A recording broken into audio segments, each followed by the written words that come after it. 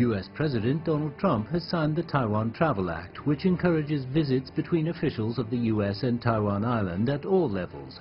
What is the Trump administration trying to do? What message does it send to both sides across the strait? Premier Li Keqiang's warning was clear at a news conference after the closing meeting of the 13th NPC, that China won't tolerate outside interference with regard to Taiwan. How will China-US relations experience a more difficult time over the Taiwan issue? Donald Trump announced early this month that the country will levy hefty tariffs on imports of many products from many of its major trade partners, including China. What strategic policy goals are Trump and his administration pursuing? Therefore, if the day does come that the U.S. takes measures to hurt our interests, we will definitely take firm and necessary countermeasures to safeguard our legitimate interests. The U.S. will soon announce the findings of its Section 301 investigation regarding intellectual property in China. What can the Chinese government and enterprises do to minimize risks and losses? Chinese Premier Li Keqiang warned that China will not tolerate the attempt of any external force to use Taiwan as a card to cause difficulties for cross-strait relations.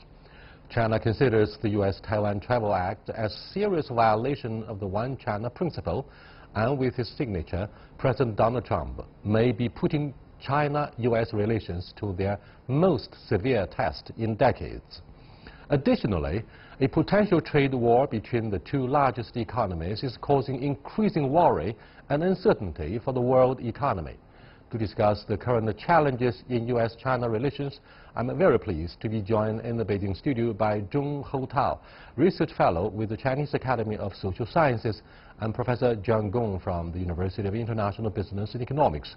We shall also talk via satellite to Joanna Lei, former Taiwan legislator, and Richard White, Senior Fellow and Director of the Center for Political Military Analysis at the Hudson Institute in Washington, D.C. That's our topic. This is Dialogue. I'm Yang Rui.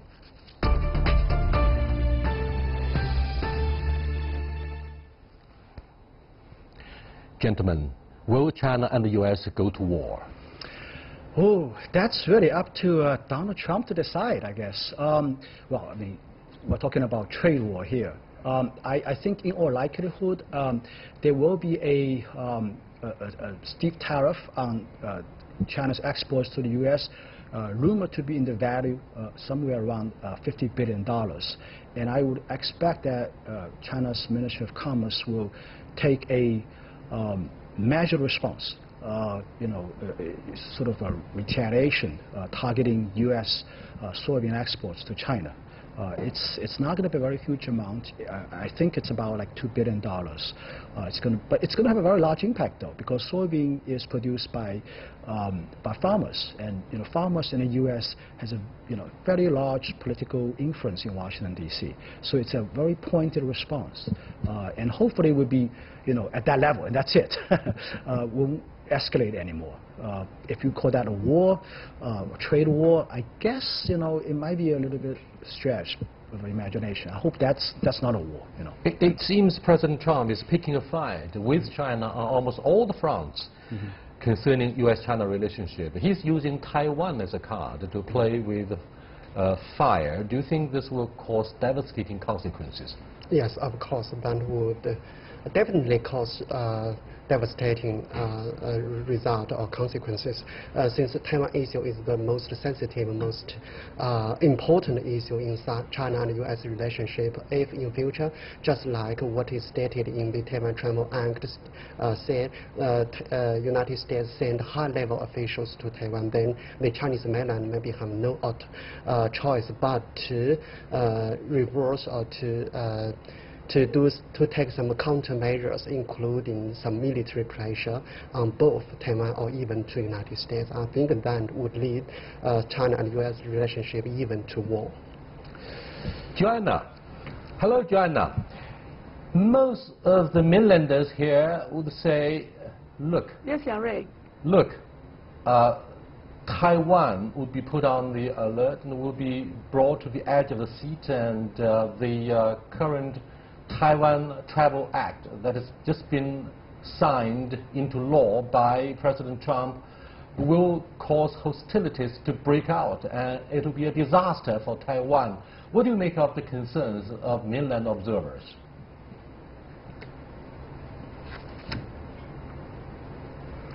Well, certainly we've heard very stern warnings expressed by mainland China, but I must express a optimism, because from people in Taiwan, they certainly would welcome certain breakthrough of Taiwan's isolation. We understand that the United States may use Taiwan Travel Act as a statutory declaration towards their future Chinese policy. However, there are long-standing one China policy. Even if mainland China were to engage in a trade war like you mentioned earlier, there still will be very complex, very difficult issues for the United States and mainland China to solve. So Taiwan continues to be potentially a card, but would not be the most important card in this particular regard. We are clearly aware of the mixed feeling that is harbored by Taiwanese. But Richard, do you think the one China principle is being challenged by President Trump? Or, in other words, he's playing with the fire? Richard? President Trump, during his election campaign, made various statements about China. But after he took office, he made clear that the administration is still adhering to the one China principle and the three communiques. So what we're seeing challenges to China's trade policy, some of its policies towards geographical regions around it. But I don't think there's a fundamental challenge to the legal basis of the relationship, and that's not the intent of the administration at present. John, yeah. What do you think of the trade war? Yeah, well, I mean, let me first talk about... my question is very much about there will be no winner in any trade war. Yeah, I understand that. I just want to add a note to what Richard just said. I think from Trump's position, U.S. government's position, they are saying it hasn't violated the one China principle. Because if you look at the exact language of this act, it says it encourages. It doesn't say it mandates, exchanges between government officials. So, Donald Trump doesn't... Don't you think this is an act of ambiguity, leaving a big margin for political maneuvers, right. Therefore China will be played like a toy? Yeah, well, that's exactly the purpose of this legislation. I mean, the legislation is precisely what you said. It provides a sort of a card for the administration in the White House to use it as a leverage against dealings with China. I mean, so their position is that we have some room to control the actual implementation of this act. And also, I think in hindsight, whether he signed it or not really doesn't matter, because this legislation was passed in both houses unanimously. So even if he doesn't sign, it still would be still would take effect as a piece of legislation and keep it a statute. So in my opinion, he's going to sort of control this as a leverage against dealing with China. But I think this is the, in fact, actually, I think this is not that bad in my opinion, because there's another school in the U.S. right now, the politics in the U.S. right now, that really don't think of this as a sort of a leverage against China in dealing with the trade issue. They're thinking that they're trying to fundamentally change the Taiwan, China, and the Washington relationship, thinking that the three communiques, the one China policy is the legacy of the past, when both China and Taiwan claim to be, representative of China. Now things have changed, blah, blah, blah. I mean, they have this kind of a view. This is a very dangerous position. I'm not sure whether Donald Trump is moving towards that position yet, or only taking this as a leverage against However, China. there is a consensus shared by Republicans and Democrats alike that China has become a strategic competitor. Let me go back to Joanna. Joanna, Taiwan is the core Yes. state in U.S.-China relations. Do you believe given the unprecedented authority and the popularity since Mao Zedong, President Xi Jinping will leverage whatever resources of a strong mainland economy to deliver a clear message to Madam Tsai Ing-wen. Look, enough is enough. Let's sit down and lay the political groundwork for a sustainable dialogue to avoid having any confrontation.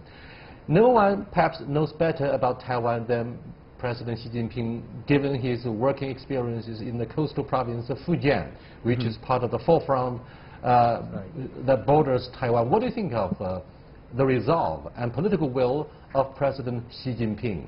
What would be the most likely response from Tsai Ing-wen and the pro-secession DPP in the island?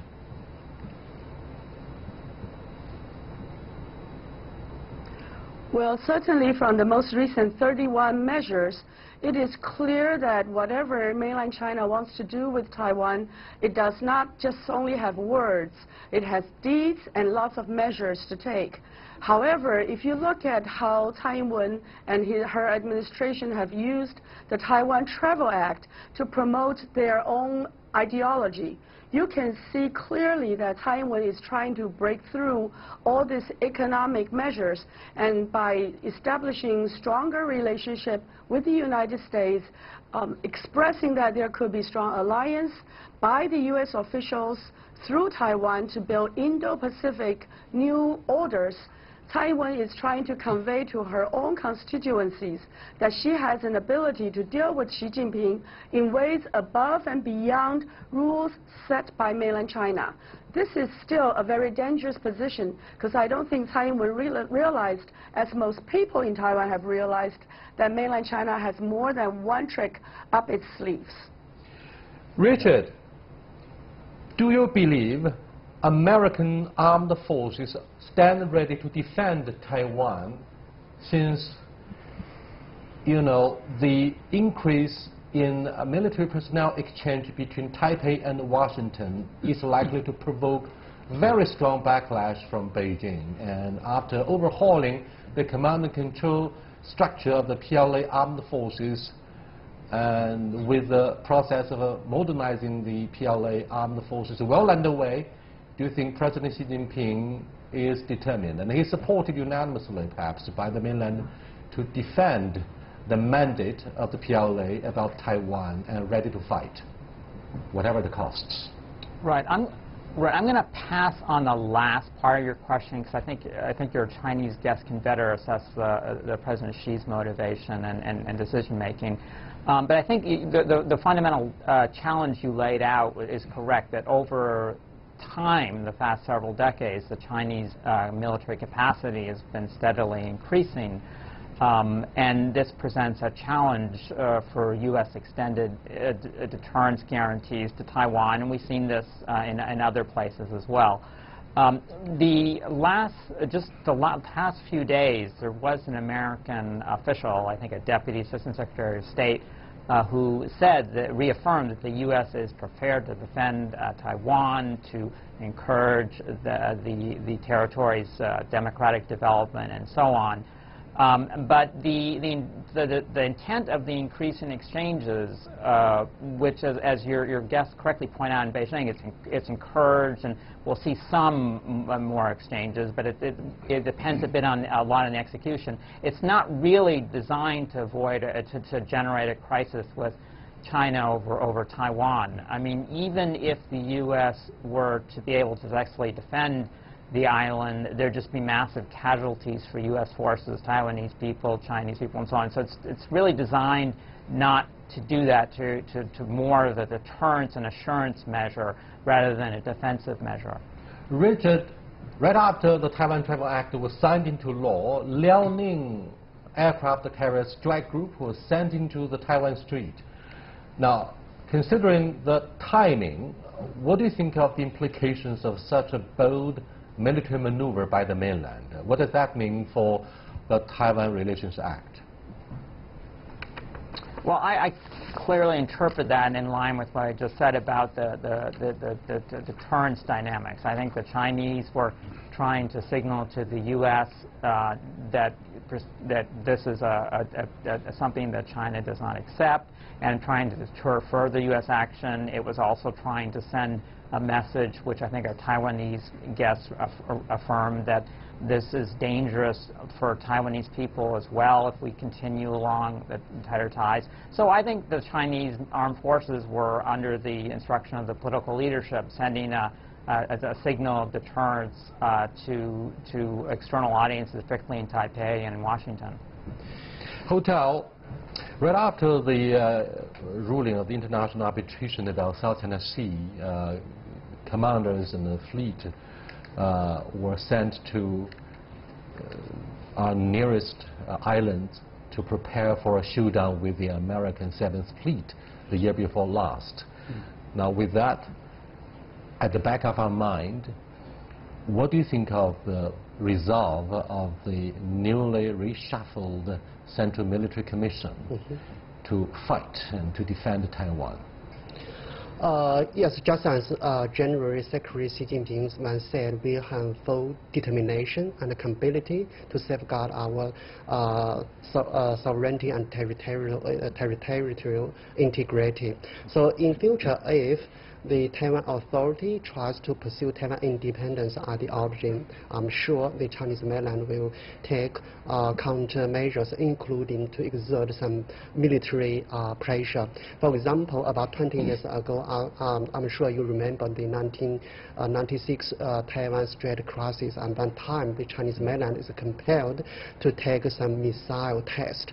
And in the missile test ended up with a majority of the Taiwanese voting for Li Tenghui, and that was counterproductive. Do you think this time around, should we lob warheads into nearby waters of the Taiwan island, silent majority would turn to Tsai Ing-wen and support the DPP? They would therefore declare independence in a pretty defined showdown. You should remember that the time has already changed a lot. What do you mean by change of the circumstances?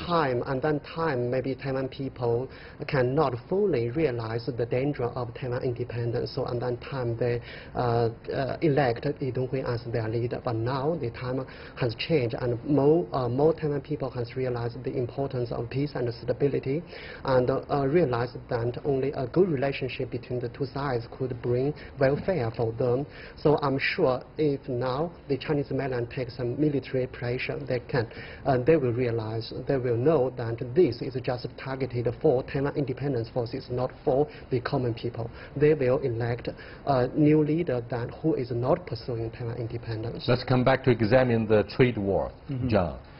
Obviously, that's your turf. What do you think would be the most likely retaliatory measures to be taken by China? I think we're going to target agricultural products. Now, what about the power base of President Trump? We're going to target the power base of this president, let him feel the pinch. Right. That's what editorial of Global Times says. Right. Let's knock off the front teeth of President Trump. Okay. Yeah, well, there's some dispute about his political base right now because of the Cambridge Analytica scandal coming out. But overall, I think most of the Trump supporters are white blue collar workers, agricultural people in the agricultural sector. Those are the people who are most likely to vote. I mean, these are the sort of people belonging to the old economy, I would say, right? So I think it's very possible that Ministry of Commerce is going to target agricultural products. Look at the list of agricultural products that are exported to China. Mostly, the big items are soybean, maize, beef products, and poultry products. These are the staple export items. I think also we probably will cut orders of Boeing airplanes. It's quite possible because that's also a very large item in our imports from the U.S. Back to Richard. Richard, many economists and policymakers in the United States warn President Trump, including representatives of American companies. They complain they launched a letter of protest and said the United States would pay a heavy price because there would be a rise in consumer price, jobs would be killed, and his protectionist curbs are likely to provoke global backlash against American interests. What do you make of their concerns? Yes, there are several groups that have been arguing against imposing additional tariffs on China, or in general the recent tariffs that the U.S., the Trump administration imposed on many countries. And there are, of course, those companies that export a lot. They're worried about reciprocal measures hurting their business. There are economists. Most economists tend to see these kind of measures as resulting in net losses for everybody and favor freer trade. But there are some groups that are in favor, companies that perhaps don't have large export markets and focus mostly on domestic manufacturing. The American workers' labor groups tend to think this could work in their favor. So it's a bit divided. Though I would agree that the general view, including my own, is that these kind of measures are counterproductive if allowed to take their own logic. Joanna, the newly appointed chairman of the American Federal Reserve has decided to increase the interest rate. And earlier you said Taiwanese welcome the message of ending its isolation. Now, do you think the economic relationship between Taiwan and the United States is likely to be improved as a result of a series of maneuvers by the White House, the State Department, the Pentagon, and of course the Department of Commerce?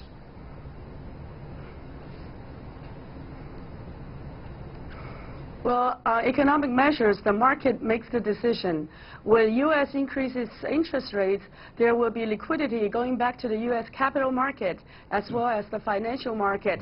So Taiwan may lose a lot of the foreign investments in Taiwan. But I'd like to just add one thing. In terms of economic measures, currently what Donald Trump does is very confrontational and not competitive. He is not fundamentally increase U.S. competitiveness, but only going through its trade partners by claiming the other party is not fair. The state official in Taiwan recently, Alex Wong, actually named 3 things. He said certain partners doesn't have fair intellectual property right kind of protection, said certain partners are using state-owned large enterprises, claiming that they may have unfair advantage, and certain trade partners use market-distorting subsidies to steal from United States. So that kind of confrontational measure and attitude doesn't help increase U.S. competitiveness fundamentally, and that is why WTO does not welcome what Donald Trump seems to be invoking. What do you make of, Hu Tao, what do you make of the official visit by Alex Wong, the Deputy Assistant Secretary of the Department in the United States, to Taiwan? And it's meant to be very provocative from the perspective of the mainland. But what do you think of the impact? Yes, just as you said, it is really very provocative for Chinese mainland since Donald Trump just signed the Taiwan Travel Act. Then the United States sends its high-level official, including Alex Wong, to Taiwan. But do you think this is a trial balloon for the mainland to test the mainland's bottom line? Yes, but to some extent we would say the Alex Wong is not a so high-level official. In Chinese, it's 司局级干部. Yeah, something like that. Bureau chief. The bureau chief, right? Yes. Okay.